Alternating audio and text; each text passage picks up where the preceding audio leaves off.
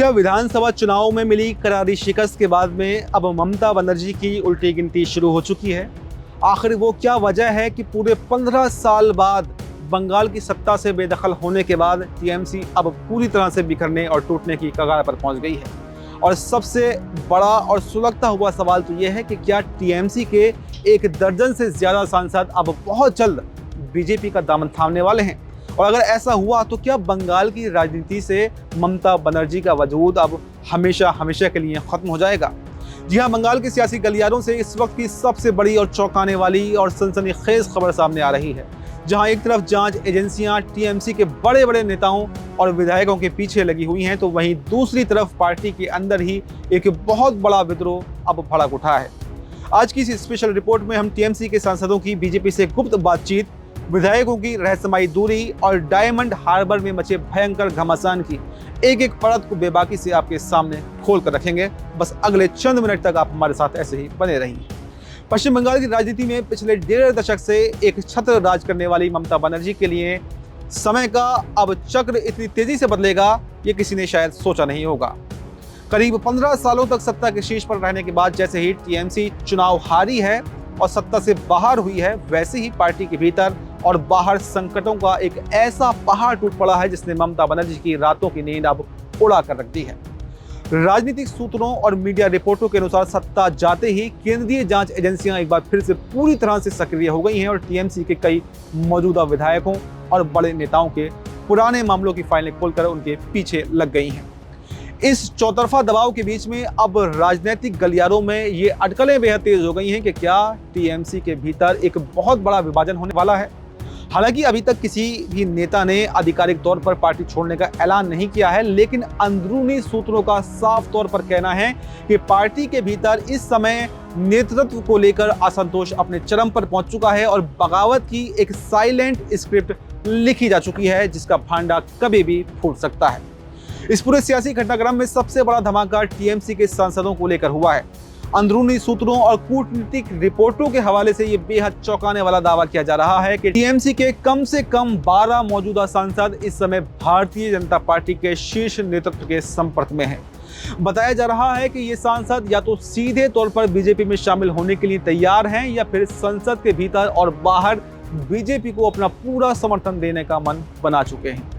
राजनीतिक पंडितों का मानना है कि आने वाले कुछ ही दिनों के भीतर इनमें से 5 से 6 बड़े सांसद औपचारिक रूप से दिल्ली या कोलकाता में भगवा पार्टी का दामन थाम सकते हैं। हालांकि रणनीतिक कारणों से अभी तक उन सांसदों के नाम का खुलासा नहीं किया गया है और ना ही उनके बीजेपी में आने की तय तारीख बताई गई है, लेकिन ये साफ कर दिया गया है कि बातचीत का दौर अपने अंतिम चरण में पहुंच चुका है।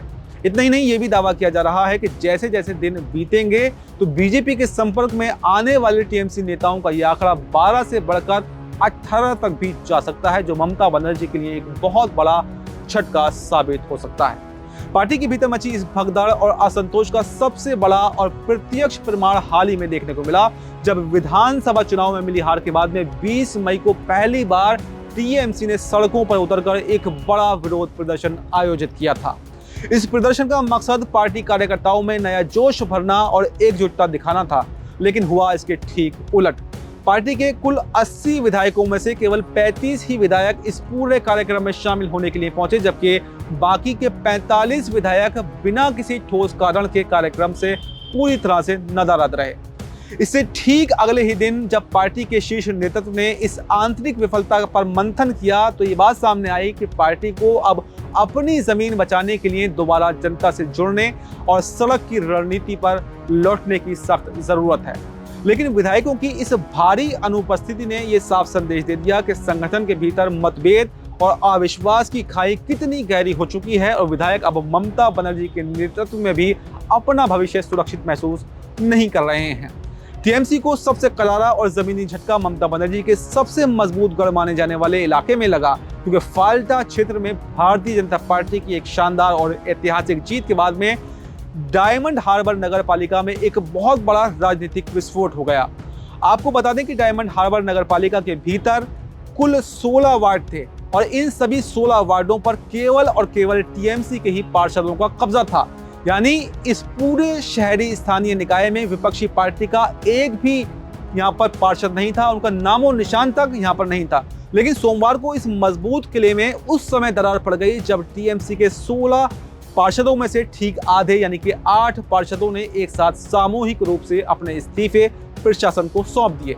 हालांकि इन पार्षदों ने अपने इस्तीफे के पीछे केवल निजी कारणों का हवाला ही दिया है, लेकिन राजनीति को समझने वाला कोई बच्चा भी ये बता सकता है कि सत्ता बदलते ही इन पार्षदों ने हवा का रुख भांप लिया और एक ही झटके में आधे पार्षदों का चले जाना ममता बनर्जी और उनके करीबियों के लिए एक ऐसा सदमा है जिससे उबरना फिलहाल तो शायद नामुमकिन दिखाई दे रहा है। तो ये देखा जा रहा है कि ममता बनर्जी को एक के बाद एक चौतरफा झटके लग रहे हैं। अब सबसे बड़ा सवाल यही उठता है कि इस चौतरफा घमासान और पार्टी के भीतर मचे इस आंतरिक विद्रोह के बीच में क्या ममता बनर्जी अपनी पार्टी यानी कि टीएमसी को बिखरने से बचा पाएंगी?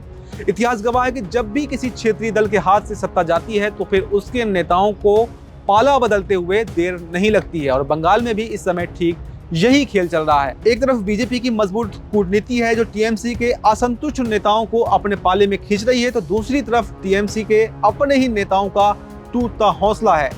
अगर आने वाले दिनों में वाकई 12 सांसदों और दर्जनों विधायकों ने पाला बदल लिया तो फिर बंगाल की राजनीति से टीएमसी का नामो निशान पूरी तरह से गायब हो सकता है।